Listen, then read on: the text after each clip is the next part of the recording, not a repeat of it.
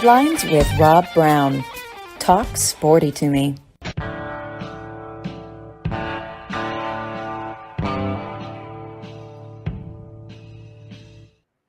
All right, Rob Browne here with you on this beautiful Thursday morning. Every day is a great day. We got a lot to talk about. Full lineup today as we are 6 days a week, 25 times, at least a month.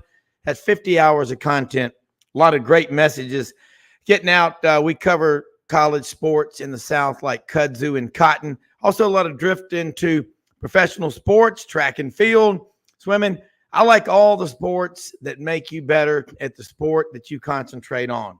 But we know this, sports teach the lessons of life. Got to have the best guests, and you do that by bringing on folks like Ed Murphey, the Ed Murphy Classic, and Paul Doyle, president of the American Track and Field Association. We're going to be talking with them about the Ed Murphy Classic, which starts tomorrow, Friday, August 4th, and Saturday, August 5th. A lot to talk about as well.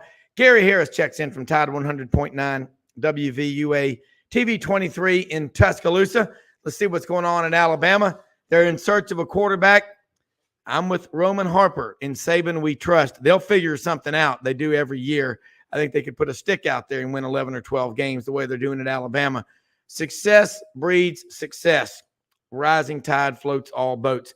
Second hour, we'll have the AD angle. Matt Dean, Rhodes College in Memphis. John Hartwell, AD at ULM. Talk about what's going on in college athletics. You know, Tommy Tuberville and Joe Manchin trying to get Congress, the Senate, involved in trying to fix college athletics. Why don't we just let streetwalkers decide whether that's illegal or not? You know, lot lizards. I mean, come on. But I'm anxious to get Senator Coach Tuberville on here to say, what are you trying to do? Because I know he wants to try to fix college. He was a coach 41 years. So we're going to try to get him on very soon. He was a regular on the show almost every week before he became a senator. And then he's kind of busy, you know, asking questions in these congressional and Senate hearings about, you know, hey, can men have babies? I mean, come on, someone needs to stand up at some point and go, yeah. And horses lay eggs, elephants have crocodiles, and cows have dogs, and dogs have kittens. I mean, good God, I don't know how they do it, but we're going to cover a lot. We got a lot to talk about as we do. Again, 6 days a week. Follow us on Twitter at Sidelines_live.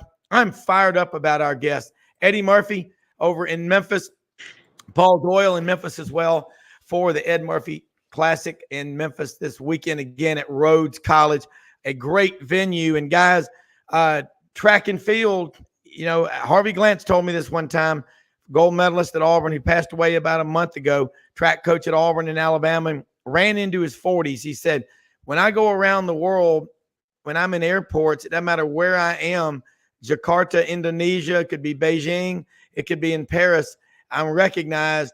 And, you know, we're big on our American college football and pro football players and NBA players. They're big, don't get me wrong. There ain't nothing bigger than the Olympic sports on a global scale. And you're talking 7 billion people. So, hey, how do we make this better? You want to put money, you got a foundation. You want to invest in a town, a community. You want to see things. You want to do a game-changing event and change lives. Install a track, an oval track, track and field. It's the insurance policy for every sport you play. I volunteer coached at 14 years and cross country, over 600 kids. I love it when you see these kids go, man, you were rather intense and hyper-focused, competitive. I'm like, yeah. And ADD and OCD, I'm like, yeah. And I go, but I love it because I see people in their 70s and their 80s. And my 95-year-old dad rides the exercise bike every day and works out every day. Ed Murphy was a badass. Eddie's dad ran up and down Central, Eddie. I can still see him running with Phil Taylor and coming into the U Club for a cold road soda after he gets through. Paul, thank you, both of y'all, for being on. I'm all hyped up. I hadn't even had my first cup of coffee, but I am fired up. I can't wait to be at that party tonight and at the track and field events Friday and Saturday at Rhodes College. So, Eddie, let's go. Man, I appreciate it. You know, Rob, we're going to go back to our little background here. I'm pulling up my Bloomberg this morning. And, you know, the quote of the day that you got, it says by Ella Fitzgerald, it isn't where you came from, it's where you're going that counts. I And love it. I think that has a lot to do with the Ed Murphy Classic. It may just kind of a little God wink that I sit there and look at this, because really Yeah. appreciate that. Come on with you anytime, because I know you love track and field as much as we do. And we're really fortunate this morning to have Paul Doyle with the American Track League, who's one of the premier track agents in the United States and around the world. And we're just really fired up, man. We got a great party tonight, kicking off at our house, and then tomorrow at Rhodes College, and then Saturday on Beale Street. It ought to be just something spectacular with the assembly that Paul Doyle has put together, and Max Paquette, and all the hard work is. Can we say that I'm running on fumes? I'm ready to roll. Eddie, I mean, that's what you and I do. We start with a 0 out to the right of our name on the first day of every month. You know, we're crazy. We're in the commission business. Paul, thank you for taking time out of your Thursday morning to join us. This is a big deal. It's I see, and when I was in college and Eddie was in college, and I think you're probably younger than we are, but track and field, we had guys like Herschel Walker and Bo Jackson. Yeah. They were track and field guys. And I watched Bo run. And to me, the big guys, all the track and field guys. And right here, Eddie's alma mater, high school, MUS, Bobby Austin in 2001, the head football coach, said, we're not doing spring practice anymore. It's what Glenn Rogers and Orlando McKay and Johnny Jones, his assistant, said, you're going to do track and field or lacrosse or both. And they've won 4 state championships since then, 4 or 5 runner-ups. That's pretty damn good. Yeah, I mean, track and field is the basic of all sports, isn't it? The basic need of sports. And one of my athletes, Brian Clay, who was Olympic decathlon champ, used to say, "Hey, our sport is other sports punishment. You know, right. All player misbehaves, they got to run. They got to do our sport." So, in the athletes we have, you made a great point earlier about how Harvey Glantz, God rest his soul, is recognized globally, and that's the thing. Some of these athletes that are superheroes overseas, and I've seen girls faint when Asafa Powell walks into the room. You know, his next door neighbor here in the U.S. might not know who he is. And that's sort of our goal with the American Track League, is to lift up the sport and bring it to the forefront as it should be. These athletes are some of the most incredible athletes in the world. And, you know, we did a talk yesterday, and I mentioned Christian Coleman, who's coming here, one of the fastest men ever on the planet. He's a world champ. He's an Olympic gold medalist, and he's a Tennessee alum and 2-time Ed Murphy award winner. You know, when you look at what he could run for the 40-yard dash, it blows people's minds. And they actually literally don't believe me when I tell them that this kid could run under 3.9 in the 40.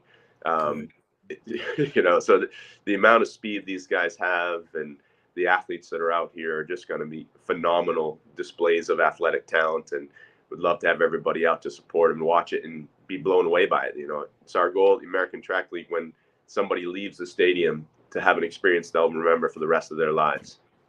Well, you just mentioned like the 40-yard dash, and we all think about, you know, oh, he just runs a 4.5 or whatever, 4.6. I'll put it in perspective. Emmitt Smith, pretty damn good running back, and Walter Payton, both of them. Neither one of them ran under a 4.6. And we hear about these guys running. You know, I remember when Bo Jackson ran a 4.18 at the combine at 6'2", 225 pounds. And track and field, you're right. We had the T-shirt. Our sport is your sport's punishment.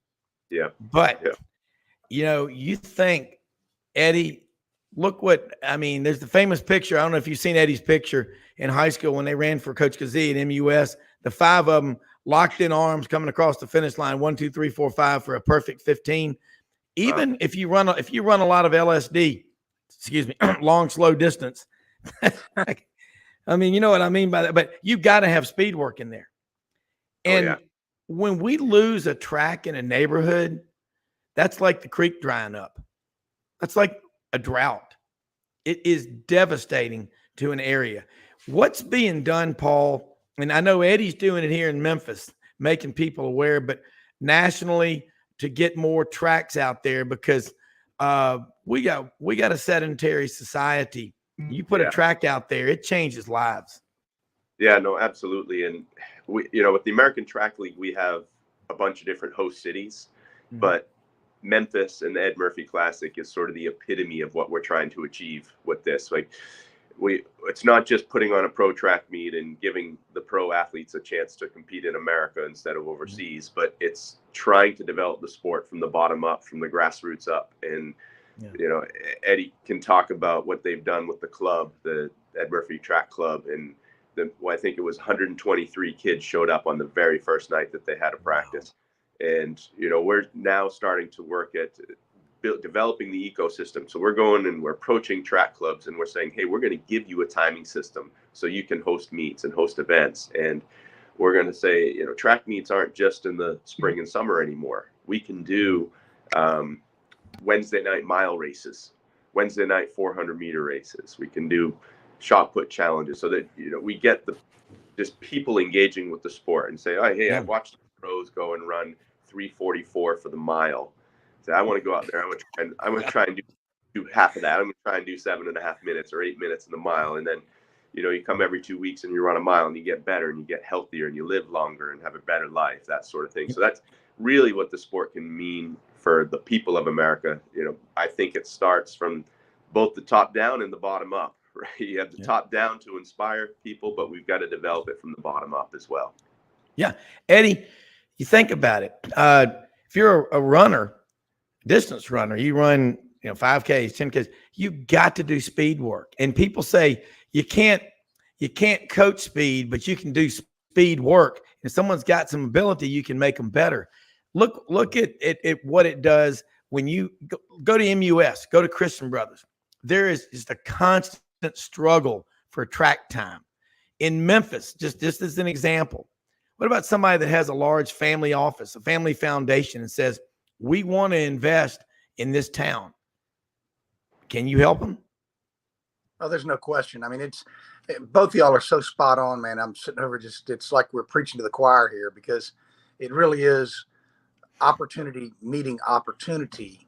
And there's an old saying that I was at the airport when my ship came in. Well, Memphis right now, we're actually at the airport when our flight landed. If we can it's opportunity, because, the way I look at it is like the Shelby County school system that we're involved with, they're creating some tracks every year, and the tracks they're putting down may not have been up to the par standards they are not being put up to the standards they need to put up to. And so now what we're doing is just through the connecting with the school system and the trust factor we got there with the athletic director and her boss and her boss's boss, they're giving us the plans. Halley Stadium over there off Mount Moriah. Yeah. It's built this summer. So we actually got the blueprints and are trying. It's kind of late. We're kind of late in the game, but we're actually early if you look at it long term, because we're actually in there looking at it. They've screwed up the last 2 or 3 tracks a little bit at Raleigh, Egypt, Southwind. Hopefully the one this summer they just finished at Whitehaven is going to be done well.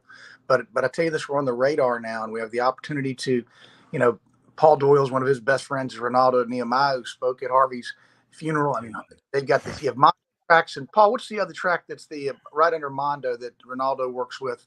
Bynum. Yeah. We have these opportunities now, and I just told India at the school system, I said, give us your blueprints, give us your budget, and let's make sure it's done properly. And we put on a pole vault clinic at Kirby High School. We brought in 2 wonderful, Kristen and Gabby, and they're world-class athletes, one of the top ranked in the world that are ethnic diverse, and they were able to teach these kids. And we were at Kirby, and they had done their school maybe 4 years ago. And Jason Vault, who does our pole vault, we actually donated a better pole vault pit for them. It was the old one from Houston High School. Yeah. And so we were pits back over, and they just redone it. And where the pit was for the stand that they had, they put it on, it was missing 1/2 inches of concrete, so it had to sit on dirt. And this is one of their newer stadiums. And Jason was like, "Oh my gosh, look at the runway, it's wavy." We're like, "Well, listen."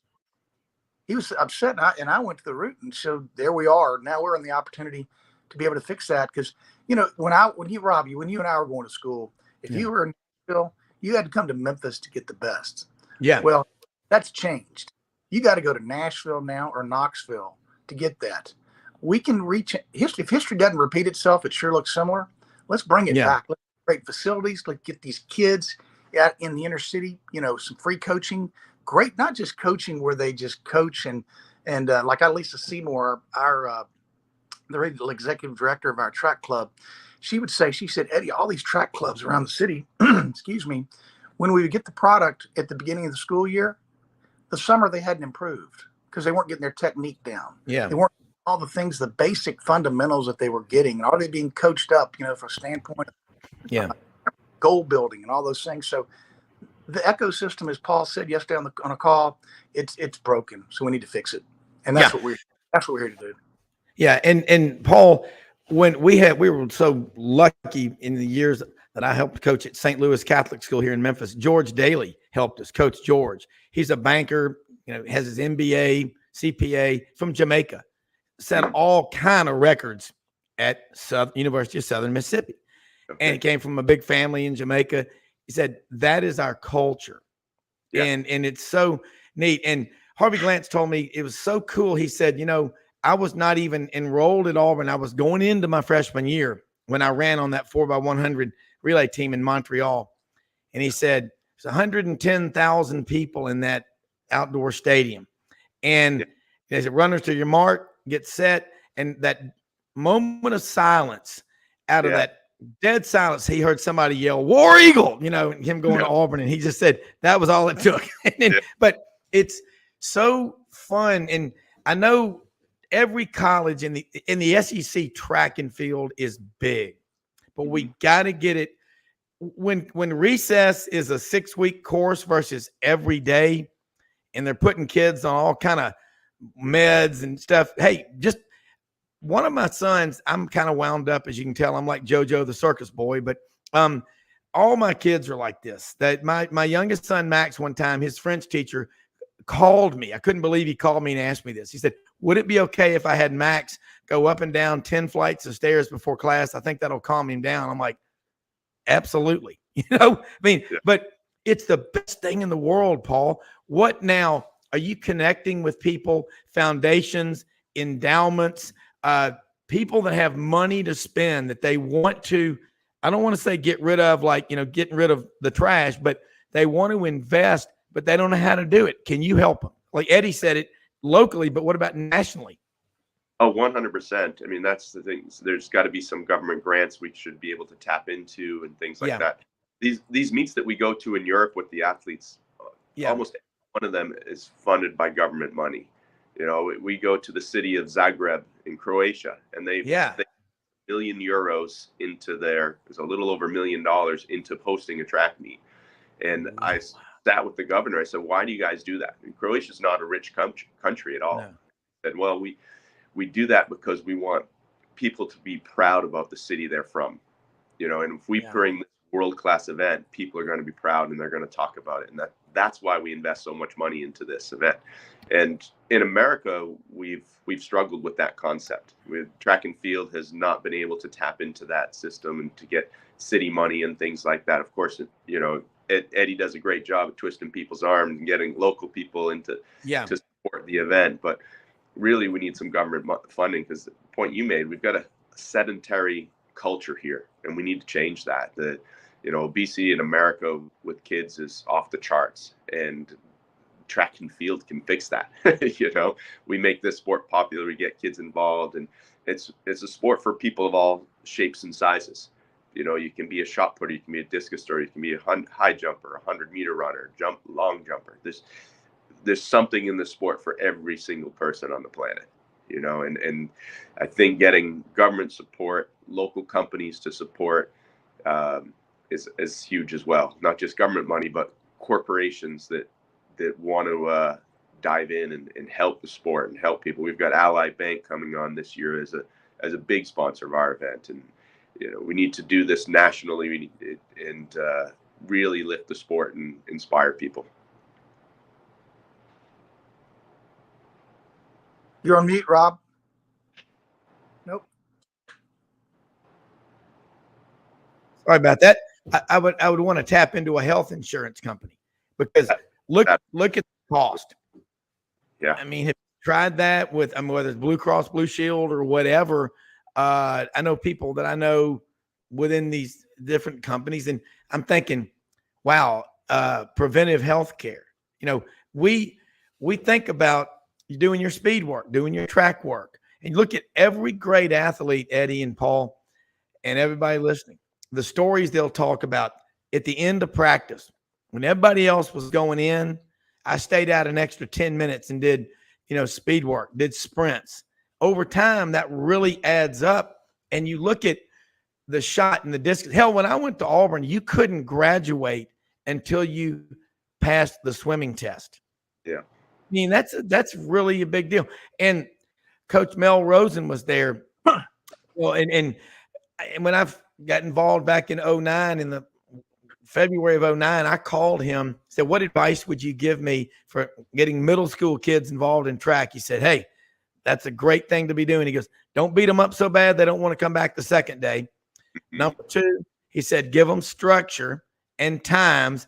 And number 3, work the hell out of them, but make it something that they're proud of and that it's elite and special to be a part of that culture. And don't ever forget, it's a gift. It's a privilege to coach. And respect doesn't have to be given, has to be earned. Totally agree with you. Talking back a little bit more about it, the ecosystem and how do you fix it and how do you start changing that? When we were talking to India Weaver, who's an athletic director at Shelby County Schools, and we're at Raleigh for our Murphey Track Club, and we're at Southwind this summer, and we'd identified there's like 35 areas of Memphis that we could use it.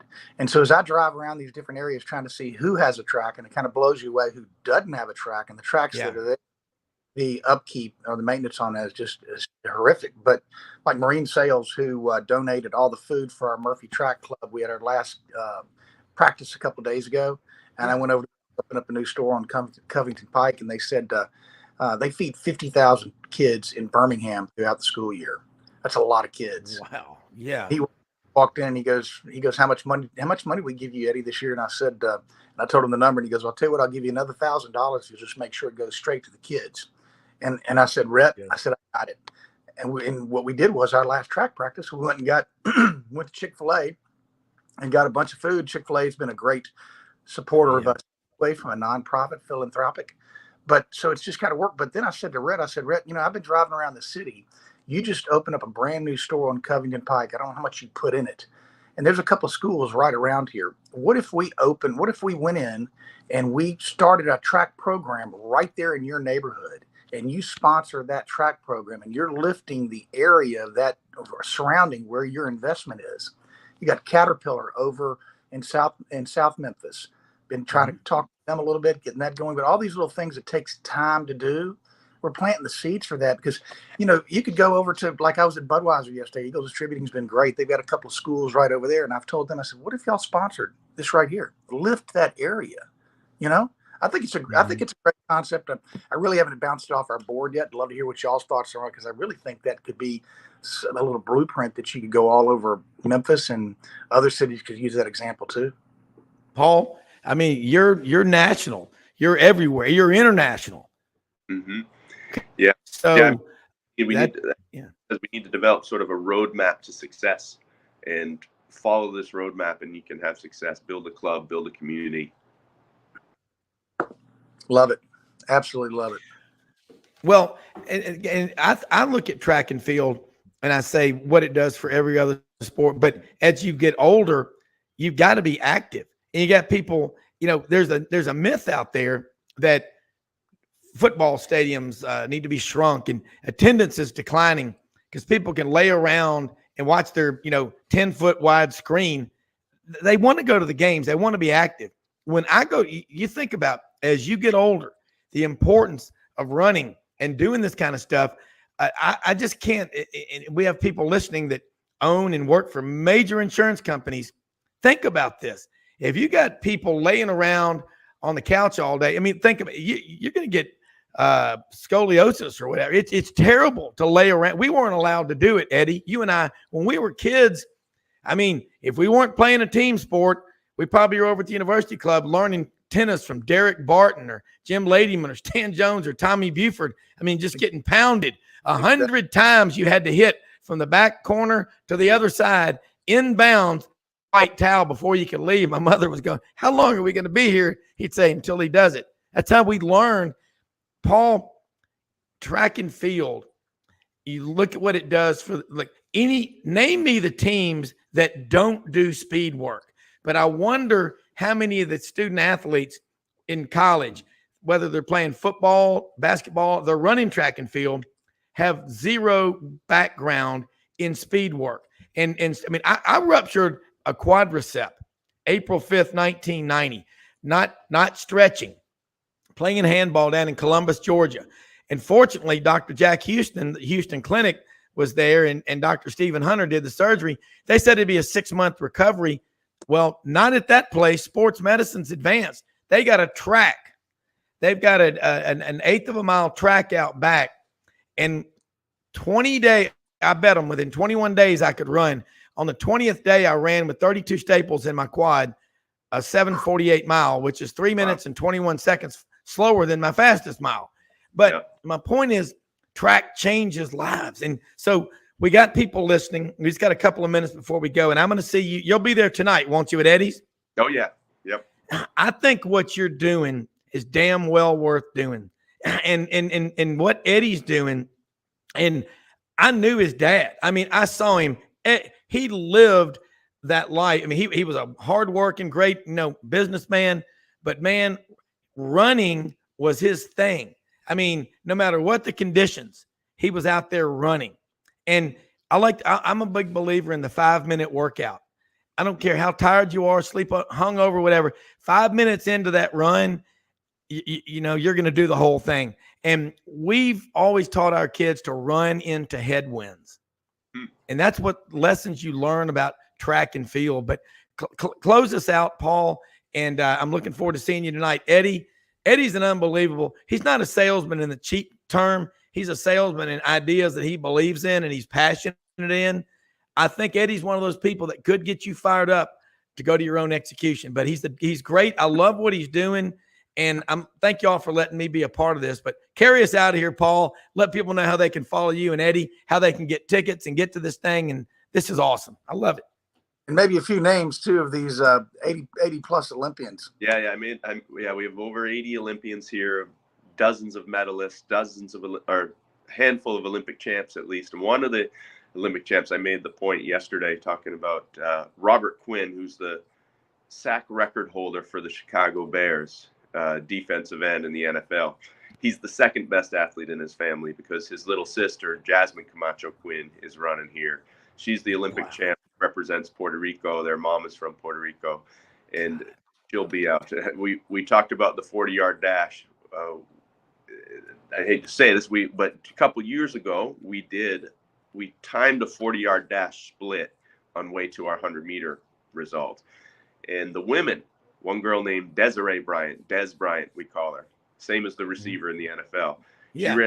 She ran 4.48 for the 40-yard dash en route to 100.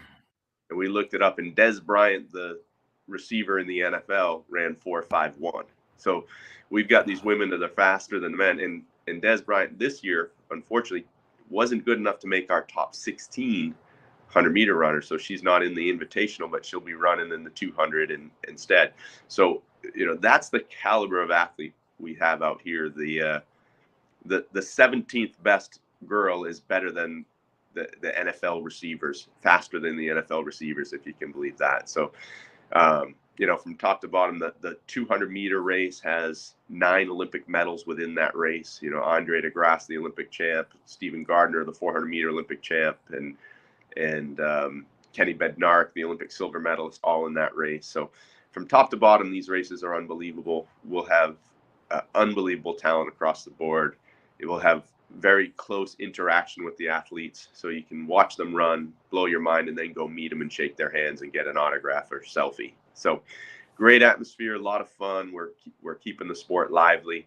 Love to have you guys out there, anybody that's listening. 7:30 is the official TV window on Peacock, but we're starting much before that. The pros really get going at about 5 o'clock, and youth events throughout as well. Well, I think I want to ask you 3 questions. What's the fastest time right now? What's the time to break in the 100, the 200, and the 400? Some of those times, because I don't think people will believe them, so I want you to say them. Yep. So, Marvin Bracey is in the race. Him and Christian Coleman and Oblique Seville, who's Bleek's the top Jamaican athlete right now. He's trying to be the first Jamaican to medal post Usain Bolt. Those three guys are sort of the feature names in the 100, and they're 979, 985, and 986 personal bests on those three guys. And Marvin, the Tennessee soil record holder, he ran that at our meet 2 years ago, ran 985.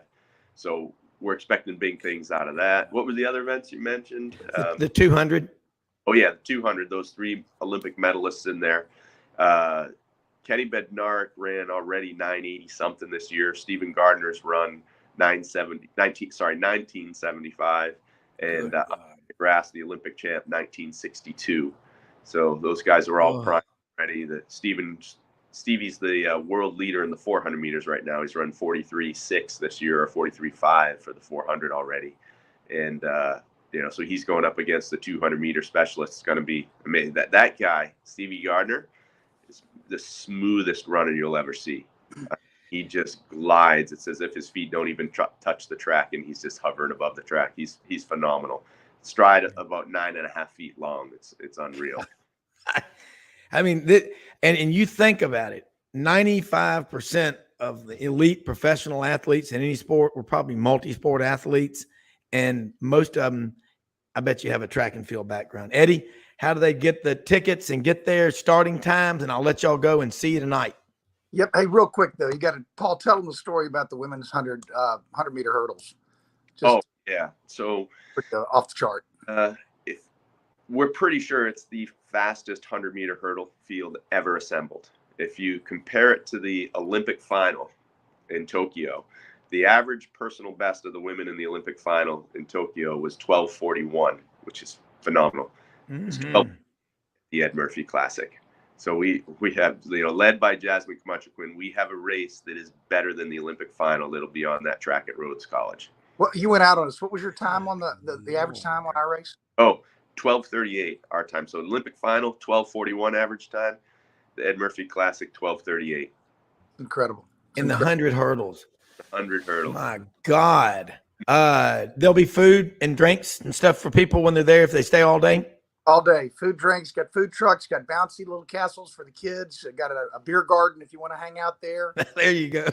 It's going to be a really great atmosphere. It's you can go into Ed Murphy Class, buy tickets.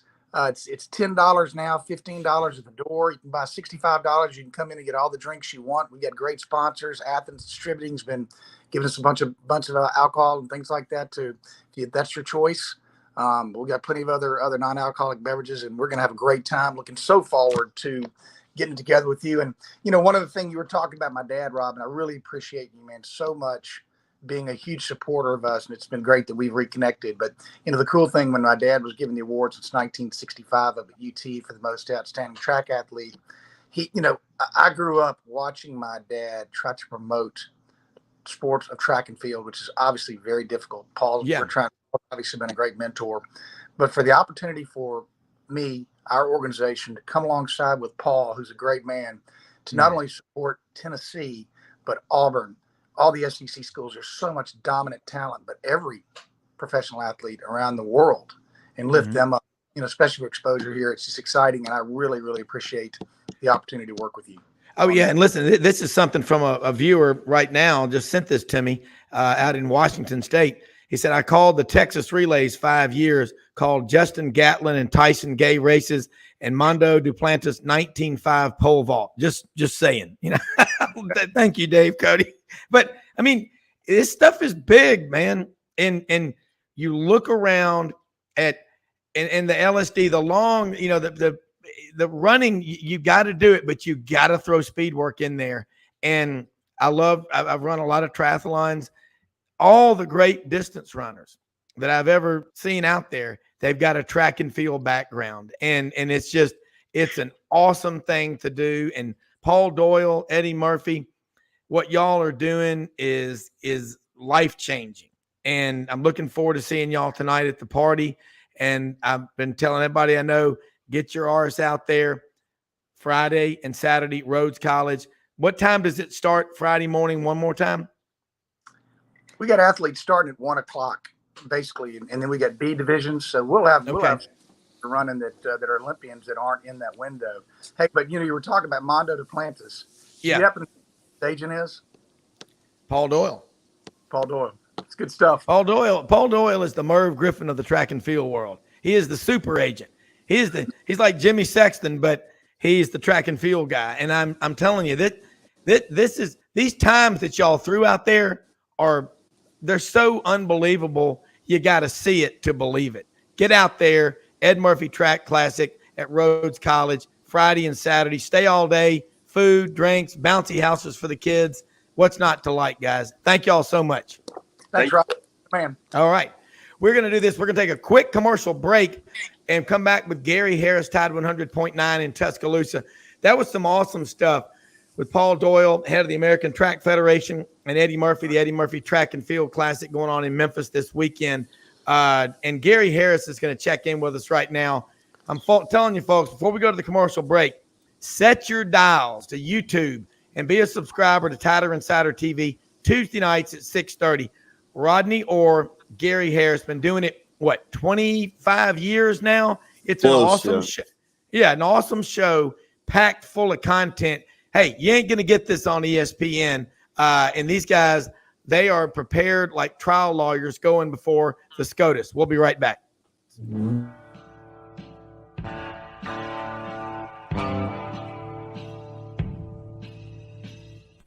Red River Ford and Toyota, located in Wynne, Arkansas. If you're in the market for a new or used car, truck, or SUV, call, go online, or drop by and see them. Located 45 minutes from Memphis, go off the 4-city exit on I-40 and go north about 15 minutes on Highway 1. Easy to work with and still believe in customer service. If you live out of town, they will deliver your vehicle to you. RedRiverFordToyota.com. Just see what they can do. Strengthen your seed zone this spring with quality tillage equipment from House Industries. Located in Cherry Valley, Arkansas, House Industries specializes in manufacturing superior equipment that will minimize your downtime and keep you working in the field. To ensure the highest quality control, all design, fabrication, and testing takes place in a 99,000 square foot manufacturing facility located right here in the heart of the Delta. Locate your nearest House equipment dealer online at houseindustriesinc.com. House Industries, breaking ground. Sidelines with Rob Browne. Talk sporty to me.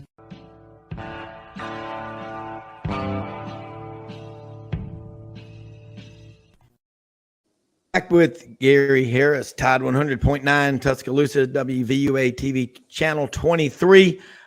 Gary, what a time of year. Golly, man. College football practice is cranking up, and you were right there in Tuscaloosa seeing what's going on. Who's the quarterback going to be? What's the wide receiver room going to look like? Y'all broke down a lot in the show Tuesday night on Tide Insider TV, and I got to do a walk and talk with a big fella out of Oak Creek, Wisconsin. I didn't realize till I looked at it. See, J.C. Latham, big guy. Man, he's a big guy. And I think he's got sort of an attitude about, we're tired of the offensive line being, well, they're okay. They could be better. He seems like he's on a mission, but more than anything, Nick Saban's really been challenged by a lot of people of, is this going to be the first time they've ever gone 3 straight years without winning a national championship? So I think there's a lot for him to get fired up about and to motivate this team. Is that how you see it? Yeah, I think so, Rob. I mean, I think it's a tricky slope because it's, a standard has been set. You're right. To not go more than 3 years without a national championship is just, that's kind of silly to think you can continue to expect that. I mean, Auburn went 53. Georgia went 41. Alabama even went 13 between 79 and 92 and 17 between 92 and 2009. So the thought process that you're going to win one every 3 years is at some point that is going to end. And it might be this year. And yeah, I think the players have an edge. But, having covered this stuff so long and all that having an edge and all that, it doesn't really matter. Number one, if you're not good enough, if your team's not good enough, and number two, did they put the work in? Did they put the work in the off season, in the summer? Are they going to put the work in fall camp? maybe they will, maybe they won't. I don't know. We don't get to go to practice anymore, although we will go Saturday for an open practice. So, saying all the right things, fans like to really jump on that for their team. Oh man, did you hear what so-and-so said? Oh man, they're ready. They got a chip on their shoulder, man. They got an edge. They got something to prove. So what? Really it's this time of the year, you and I've talked about this. For some fan bases, the highlight of the season is fall camp. And in the first few games for some of these fan bases, half the season in, 4, 5, 6 games in, they're going to know their season shot, unfortunately, because everybody's not going to win. So, you got to do it on the field. And then sometimes you can be really, really good. You can be the best team in the country. Alabama's had the best team in the country and not won the national championship. They were the best team in the country in 2013. They didn't win the national championship. Didn't even make it to the BCS or the SEC championship game. They're the best team in 2016. They didn't win the national championship. There have been a couple of times that they did win it. And I'm not sure they were the best team. I'm not sure in 2017 they were the best team. But luck can be involved. But I do know this, and I think every football fan understands this. You don't go out there and win on Saturday. Everybody wants to win when it's time to play the game. Everybody's excited. Everybody's fired up. Everybody wants to go out there in front of their fans and their relatives and on TV and play great. But you're not going to play great, and you're not going to be a good team unless you put the work in. And I'm not talking about just in the fall, although this is incredibly important the next month for all of these teams. But did you do it in the spring? Did you do it over the summer? Did you have that kind of focus and have that kind of chip on your shoulder when nobody was around and there was nobody to talk to? That I don't know, so we'll see. I think Alabama players leading up to this first game are going to say all the right things. I think you're going to hear them say, last year was not what we expect. It's not, it's not the standard. And, we got something to prove. And, and they do. But, we'll see if they can actually follow through on that, as will all these coaches and teams. I just don't ever hear anybody say, and maybe it happens occasionally. I'm thinking back to a coach, maybe he was brutally honest, but most coaches, when they stand before their fan base and their media, give you the best case scenario. We got great kids. We think we can be. No, I don't really ever, remember somebody coming out and just saying, we're not going to be good. We're going to work hard and we got, but we're just not good enough. We're not going to be very good this year. We're not going to, we're not going to a bowl game. So it's right now, everything is green. I mean, everything's go. Everything's, every fan base, when they're looking at the schedule, well, we can win this game. We can win that game. You're looking at best case scenario. I don't think, if you're an Auburn fan, you're looking at, the Iron Bowl's in Jordan Hare, and we've won at A&M, and we're due against Georgia. You're probably saying, man, we can go 10-2. And if you're Alabama, you're probably saying, well, shoot, man, I mean, we're due to go 12-0. And if you're Vandy, even, you're saying, you know what, we you look at our all-time record against Auburn, and it's about 500. It is. So you're looking at best case scenario for your team. And why wouldn't you? I mean, that's as a fan, you don't want to go in when somebody says your team's going to be 6-6, you're going to say, wow, who is that guy? Who's that guy? What does he know? He doesn't know anything. So right now, everything's good. We'll see how it plays out. I said this on Tiger Insider TV the other night, and that doesn't mean I don't think Alabama can be good. I think Alabama, potentially could win the national championship. Yeah. But I do think there are a lot of questions that we don't have answers to right now. And, we're not going to have answers until they get into the season. And, I just don't know right now. I'm not sure how this is going to play out for them. And, we'll see. But I think that, when people point out these areas and say, Alabama's got questions here and questions, I can't argue with that, because I see a lot of question marks on this team too. And I think they have the talent to answer them. I mean, the bottom line is, if you don't have really good talent, then you almost have to depend on so many intangibles. But, Alabama's got talent, but talent doesn't guarantee everything. And, even Saban said that yesterday at Nick's Kids. He said, eventually, no matter how talented you are, you're going to run into a team that's as talented as you are, and what happens then. So we'll see with Alabama. That's my approach. And I know a lot of fans don't want to hear that, but I'm taking a we'll see attitude. Well, what you have to always guard against, this is year 17 for Coach Nick Saban at Alabama. And I'm with you. I just was throwing that out at you. that edge about, No, I think it's legit. I mean, I think the players feel that way. I think the players feel like, they hear what people say. Yeah. And, Nick Saban had never lost to Tennessee since he'd been at Alabama. That's right. And, and you go through that and you're on the field when that rain of orange comes down on top of you. I'm sure that made an impact. Same thing at LSU. I mean, you score a go-ahead touchdown in overtime, and you're thinking you're going to win the game, and next thing you know, it's over. I mean, they score. Daniel scores on the first play of overtime, and then they 2-point conversion. I'm sure that stings. I'm not disagreeing with anything J.C. Latham or Kool-Aid or Dallas Turner said at those SEC media days. I think they feel that way. I'm just saying, feeling that way, and saying, hey, we got an edge. Yeah. If that's the way you conducted yourself all off season, that can be a positive. But if you're just going around and saying, yeah, we're going to get payback, but you're not putting the work in and you're not walking the walk, then that's just words. And all my point is, everybody says the right thing. That's what I'm saying. Yeah. All teams, players, and coaches right now are best case scenario. Who's going to put the work in? Who's gonna dig deep in August when it's 95 degrees and the heat index is 108 and you're trying to get an extra rep in? Are you going to put the extra rep in, or are you going to say, "Oh, coach, I'm out of this one"? Because now this isn't football 20 years ago either, Rob. If you're hot and you're tired enough and you ask to opt out, they let you opt out. I don't know if a lot of fans realize this because of medical. And I'm not saying it's the wrong thing to do, but what I'm saying is if a player says he can't go, they don't make them go anymore. You understand what I'm saying? If a player's in practice and a player gets too hot and a player says, "Coach, I can't go, I need a break," they let them take a break.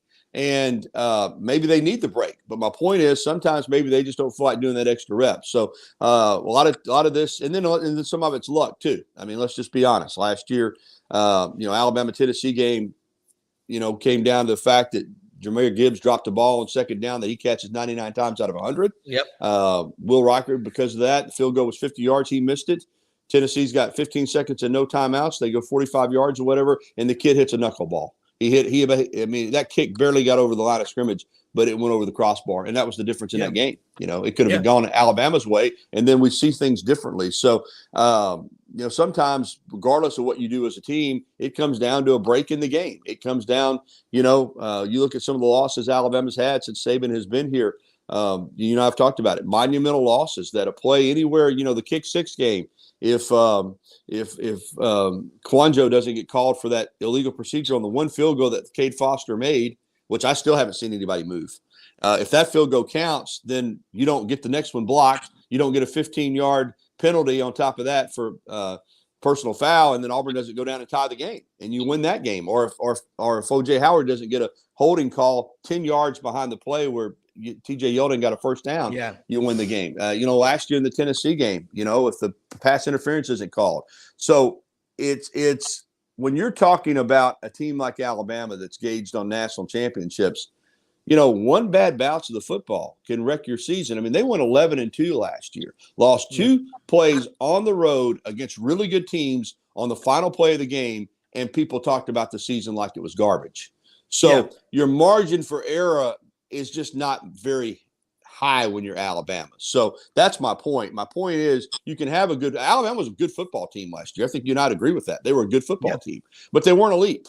And, that's the problem for Alabama. If you're sitting here 4 months from now and they're 9-3, what's going to be said. It's going to be said Saban's done. He's over. It's the dynasty's dead. And maybe people will be right. But there are a lot of places, if you're 9-3, they're going to be saying, "Man, what a year. This is the best year." So perception of and what your team expectations are have a lot to do with how your season is judged. And 9-3 is not created equal. 9-3s at some places are reason for joy. 9-3 at some places, it's a disaster. Well, that's exactly right. It's all relative. I mean, if Auburn goes 9-3 this year after the 17-19 the last 3 years, they're going to feel good. But Auburn, they live in the same state with Alabama. The husbands and wives went to the different schools. I mean, it's so interconnected. They feel everything each other does.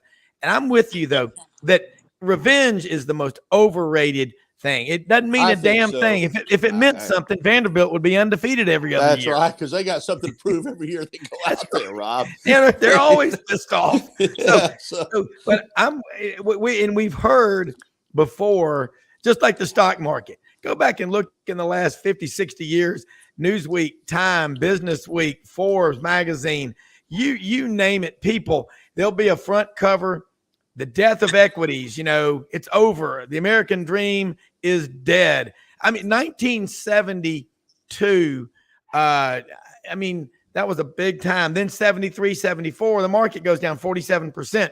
The death of equities. Then we take off. I mean, it is really, and being in the business, financial advisor, it's always darkest before dawn. And I've heard the Nick Saban in 2015, after Freeze and Ole Miss had beaten Alabama 2 years in a row, there were people saying the dynasty's over. I mean, it wasn't.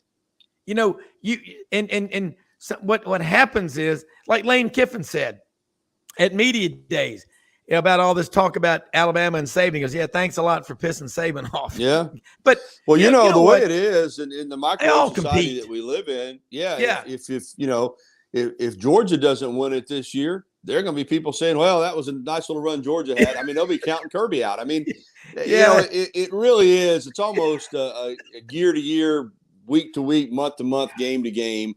I mean, you see it even with fan bases within a season. If a team gets off to a hot start and they're 4-0 and maybe the schedule was set up to go 4-0, but people are, we're 4-0, then they hit the schedule, and they lose 3 in a row, and the fans are jumping off the band like, they're terrible, that coach is so overrated. No, not really. It just, they're probably about where they ought to be. Sometimes your schedule dictates too how good you are. So there's a lot of factors, but this is the time of the year. Like I said, everybody's undefeated.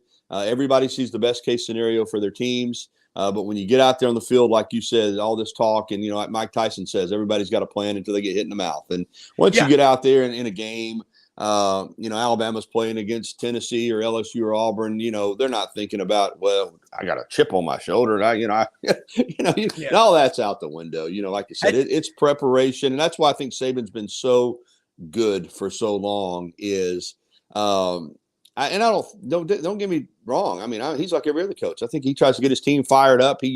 But he understands it's about how you play. It's about your preparation. It's a process. It's not about getting in there before. And, if you're waiting till 5 minutes before the game to get your team ready to play, you're going to get your brains beat in. No matter what a coach says, and it may sound good. And that speech that Kirby that got leaked out before Kirby in the national championship game, people are like, oh, of course, I told you before, I've seen how intense he is. But they won that game really because they were better, but also because, of the work they did and the preparation they did. You don't win the game 5 minutes before the game. No coach does.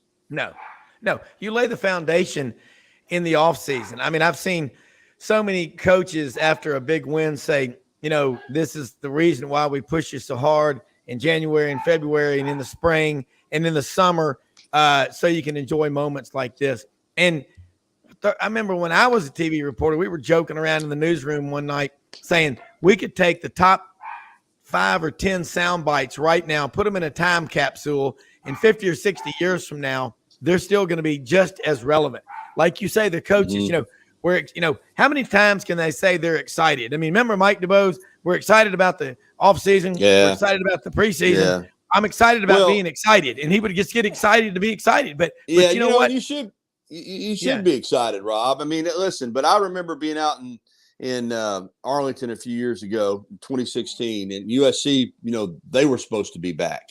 And I remember in warmups, that was a good-looking football team. I looked at them and I said, man, physically they match up with Alabama. And then before they came out on the field, remember Coach Helton was holding them back. Remember they were down there and they were, and I was, man, they're ready to play. And 55 points later, after Alabama hung 55 on them, that didn't really matter. It looked good before the game, but you got to go out and you got to play the game. And that's the, that's the thing. That's what it comes down to. The most important 6 inches on the field is the space between your ears. Yeah. Because if you're not mentally prepared, physically, you hadn't put in the work, it's going to be shown out. You're going to be exposed That's as right. a fraud quick. And that strength and conditioning program you have at Alabama, it's elite. Rodney on Tider Insider TV Tuesday night, and you were talking, you have one guy lost 50 pounds. You had another guy lose 95 or 100. I mean, Jaheim Otis last year, from over Mississippi. Yeah, David Ballou's top of the line, and I know there's been Scott Cochran did a great job here, Rob. Yeah. You know that, and people do miss him. They miss that charismatic personality. They miss all the yeah, and all that stuff. But David Ballou is he's Alabama's got all of the bells and the whistles, and as we said, and I got to break away here, do my show, but as I said on Tider Insider TV. There's not anything that we see in most of these programs, whether it's recruiting or in the support personnel, that Nick Saban really hasn't been on the, cutting edge of. Most of these programs that we see now are designed after what Alabama has done. So that's the biggest compliment. So, hey, man, enjoyed it, Rob. Hey, Tider Insider TV. Follow me on Twitter at GaryHarris_WVUA. You can go to Tide 100.9 or Tide109.com for the radio side and WVUA23.com for the TV side. Thanks a lot, Rob. Thank you, man. Have a great show. That is Gary Harris, Tide 100.9, Tuscaloosa, Channel 23, WVUA Tider Insider TV. What a fun job he has. Here's another fun guy from the Quad Cities, Matt Dean, over in Memphis at Rhodes College. And Matt, John Hartwell is going to be on here with us in just a minute. So we're going to have an abbreviated version of the show today. Go off about 9:15 or so. We got to get over to Memphis. But look, all these coaches, like Gary was saying, they're all excited and optimistic. Everybody is. It's the beginning of the season. But if you hadn't put in the work in the offseason, all that hyperbole and excitement and all just is a waste of oxygen, isn't it? It is, Rob. And honestly, that's why I've always thought Bama is a preseason favorite of mine, because I know they put in that work. I mean, they have the master. I think Gary just alluded to it. He created the blueprint, and Kirby Smart working underneath him, and now Kirby's had tremendous success. You look at what Bill O'Brien did there, and now he's in the NFL with the Patriots. You look at Lane Kiffin kind of resurrected his career there. I mean, on and on and on. Nick Saban is the model. And was with some friends yesterday, and we were looking at over-unders and predicted wins this year. And, I went through Alabama's schedule, and obviously they opened early on. They have Texas, but I think that's the game in Tuscaloosa. It could be closer than people think, because that's early in the season, getting a new quarterback acclimated. But I like Bama's chances this year. You don't think Nick is hungry? And that team is hungry after what happened the last 2 years? I think they are. Well, another overrated thing is the weather, because it's the same weather for both teams. Okay. So let me say this real quick. RumbleBoxingGym.com on our website. We're about top of the hour, 1835 Union Avenue at the intersection of Union and McLean in Midtown Memphis. And Camp Lee is open, the first of 3 locations. This one open every day of the week. Classes start on weekdays at 5:30 in the morning. You can go to as many classes as you want, 15 3-minute rounds, 45-minute workouts. It's like a prize fight when you're out there. You're going to be doing star jacks, burpees, jumping jacks, planks, dips, dumbbells. Then you're going to be punching those bags. It is an incredible workout. RumbleBoxingGym.com. Check them out on our website. Matt, before John gets on here, I'm going to ask you, the legislation that came out last week, proposed legislation by Tommy Tuberville and Senator Joe Manchin about NIL. Are you in favor of the government getting involved? I mean, they can screw up a 2-car funeral. I don't, I'm kind of like a small government guy, right? I want, I'm limited to 0, but go ahead. Yeah. I mean, you and I both, brother. So I honestly think that we got into this way too quick without parameters. We had a lot of loose language, like it can't be used as a recruiting inducement. We know that's what it's used for. The enforcement has really not been there. And then I saw recently we're dinging kids on betting on games. This happened this spring. It started in SEC baseball. I saw Iowa football yesterday. We have a backup kicker that was involved in some things. Iowa State too.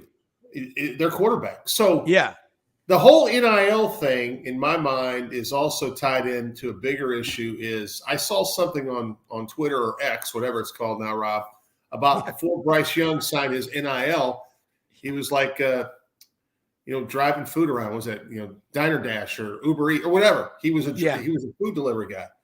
And I'm just telling you, and a lot of people don't want to believe this because there's got to be a happy medium. But these young student athletes are coming there a lot of times, and they don't got anything, have nothing. Their families have nothing. We got to figure this out. I think, all along, I mean, if you look at some of the talk about realignment, we're getting ready to be probably, some super conferences coming in here. If the Pac-12 blows up, which I know is a whole different conversation, I try to get information on my son who works in the Pac-12, and he didn't know anything. So getting back to the question you asked, Rob, I think we have to look at it completely over again and see what we want to do, even if we have a model that has some kind of cappage on it per program. But then, Rob, how do you enforce it? Because you have state-to-state differences in legislation, and maybe that's what the legislation you're talking about is tied into, is more uniformity. I don't know the proposed bill. Well, the Pac-12 schools like Oregon and Washington, they're not the problem. It's Larry Scott, and then now George Kliavkoff isn't really doing a whole lot. It's sort of like the meme I saw with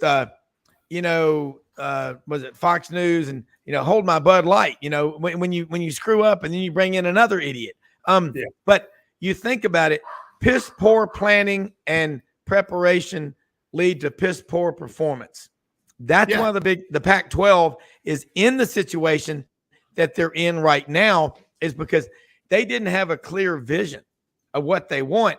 But Oregon and Washington, those schools have a lot of resources. And but I think the conference that things are starting to fall in their lap is Brett Yormark and the Big 12. I agree.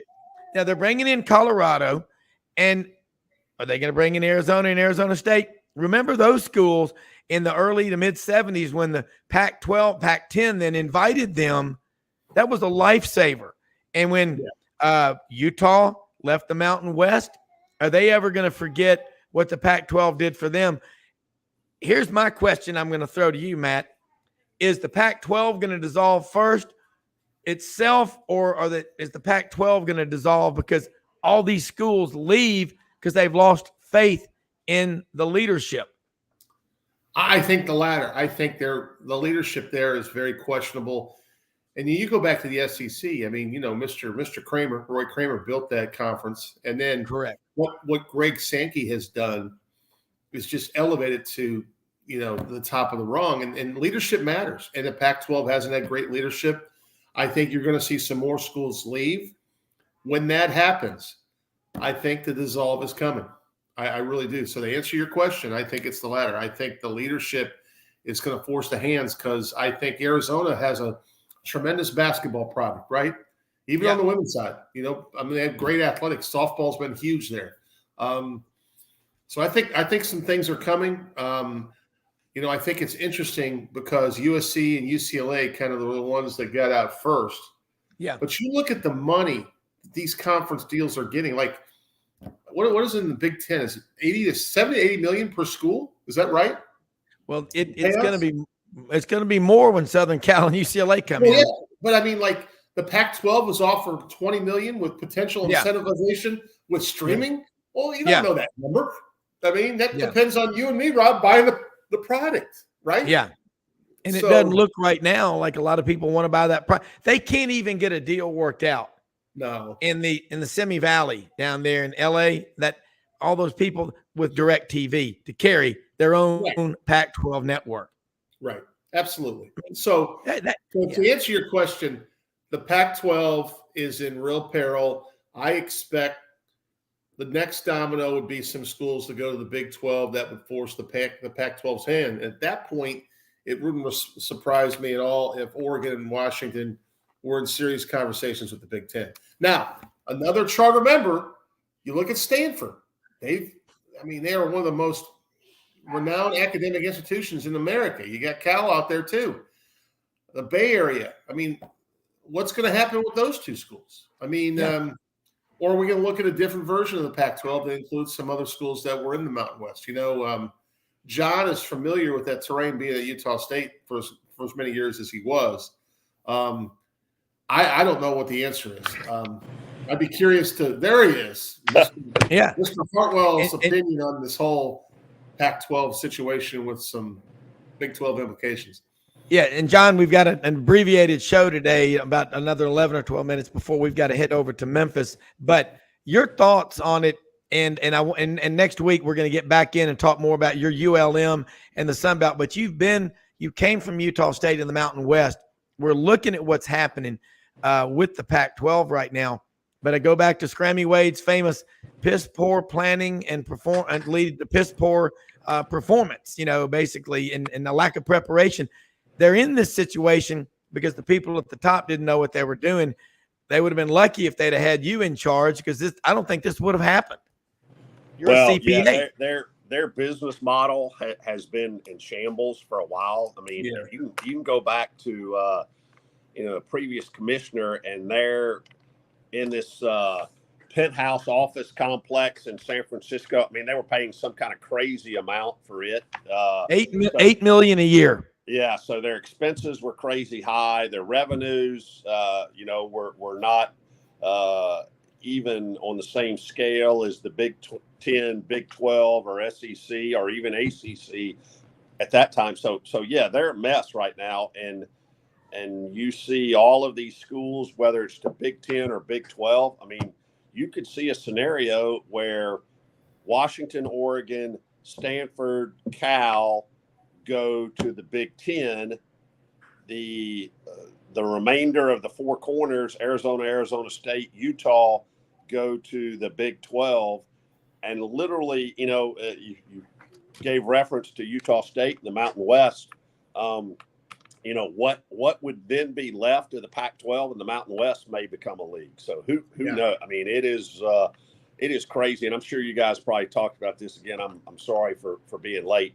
But maybe you've got a pretty busy, like you and Matt both. I always know a coach could walk in and all bets are off. Don't worry. Never apologize. Maybe the craziest news of yesterday is what happened in Tallahassee, because all of a sudden their board decided they were going to be vocal and speaking up, whether it's the president or the board of trustees members. And, hey, we don't, basically – in a few more words, they said, well, we think we're better than the ACC. And that's, regardless of what happens from here forward, that's a shot across the bow. So it's going to be interesting to see how that one plays out as well.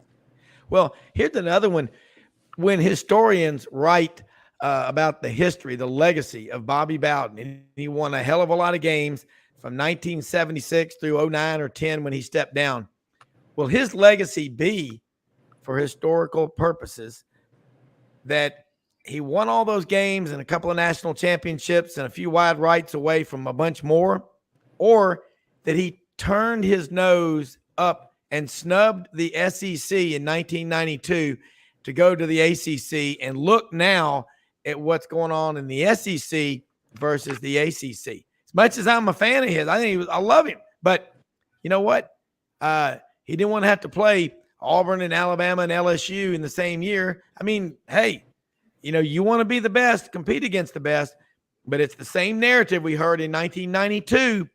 Well, the SEC is just going to ruin itself. They'll never win another national championship. And Antonio Langham from Hazelwood, Town Creek, Alabama, changed that narrative and made Roy Kramer a rock star. Matt? Yeah, I think the one, and there are all kinds of numbers floating around right now, but maybe the most intriguing is, again, coming out of that Board of Trustees meeting in Tallahassee yesterday, where they estimate that, if they were to say tomorrow they're leaving the ACC, it would cost them $300 million. Yeah. But they feel like the difference between ACC money and SEC money over the next 10 years would be $400 million. But, here's the thing. And I know you guys come from somewhat of a financial background too. There's not a whole lot of people out there or a whole lot of donors, except maybe Foghorn Leghorn, who have $300 million laying around, because you know what, that's not payable over a period of time. I mean, that would all be due pretty much in a year's time. So that's a pretty high cliff to jump off of without a potential parachute. It is. And for both of y'all, I mean, nobody is going to piss away $300 million to get out of the ACC and saying that within 10 years, we'll get 400 for a 100 million plus. I mean, that Florida State made they made this situation what it is, and their fans have never embraced the ACC. I mean, those folks down there, they're good Floridians, man. I mean, they're folks just like folks in Alabama and Georgia and Mississippi. They want to be playing those SEC schools at Doak Campbell Stadium.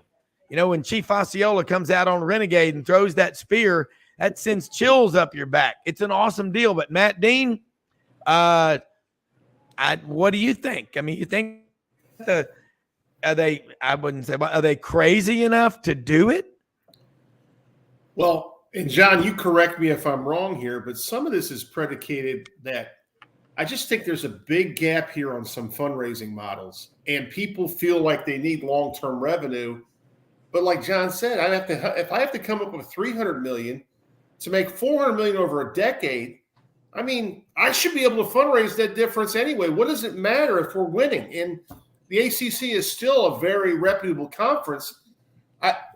I just don't think it makes sense. But I heard that yesterday too, John, and I'm just like, gosh, to me, it comes back to the fact that people are struggling to raise money, and some of it is because some of their donors are going to collectives, which are paying for NIL, which is shaking up the old school model. I don't know. That's what I kind of think. Hey, and I would also say this, and obviously, Rob, being well aware of the footprint of the folks who listen to this show, I would argue, don't make that leap so quickly, because Florida State's path to a CFP championship game is going to be much clearer and easier in the ACC than it is in the SEC. Because to think that you're going to go through SEC play undefeated or only having one loss, or that's a hell of a gauntlet. No disrespect to the ACC, because there's some very fine football played in that league, but it's not the same level. And so again, you go back to people having championship expectations. All of a sudden you go to the SEC and you're 8-4, 7-5 every year. People aren't going to be satisfied with that. Be careful what you wish for. Yeah, I mean, once your mind expands from its original size and goes up here, it never reverts back. Your fan base will forever be changed. You want to criticize Alabama fans or Georgia fans for being the way they are. Well, God bless you. Go win 2 or 3 national championships in a 5-year span. You're never going to be, eating a steak at Ruth's Chris is an incredible experience. Having one at CK's coffee shop at 3 a.m. when you're drunk is a different experience. Nobody wants to do that once they've eaten at the big house. I think where we're going, we don't have but a couple of minutes because of the short version of the show today. But guys, would you predict Clemson or Florida State? Them coming to the SEC, to me, we've already got those markets. That's like bringing sand to the beach. Am I right or wrong? I think you're right on that. I wouldn't say in the climate that we're in right now, it's not. There's no possibility of it happening, because I think there's a possibility of anything happening right now. Yeah. But you make a great point, because I think the folks in Gainesville and the folks in Columbia would have a hell of a lot to say, that they would have to have their pockets greased, if you will, in a significant way in that buy-in fee to say, hey, I'm going to let my neighbor down the road in on this gig we've got. Yeah. Matt, I mean, both of y'all are smart. You're ADs. I agree with John. 100%. I don't see it happening. And for a litany of reasons, you have the neighbor effect. I think if I'm a football coach, Mike Norvell wants to compete. in the ACC for a chance to the Final Four. And quite frankly, they have a huge game against LSU in Orlando week 1 that's going to determine whether or not they got a shot at the college football playoff. Yeah, so it's going to be big. Look, shortened version of the show today, guys. We'll do this again next week, and I want to talk about what's going on at ULM because we had a great discussion yesterday with Jake Wimberly down in Jackson about the Sun Belt, what's going on there, and it's incredible. Like what happened to Southern Miss, it's not what happened to Southern Miss, it's what's going on, as he said, in Lafayette, in Monroe, in Troy, where you were the AD, in Mobile, and this is great stuff. Competition is the spice of life. I love it. Most often we see the face of Christ in the least among us.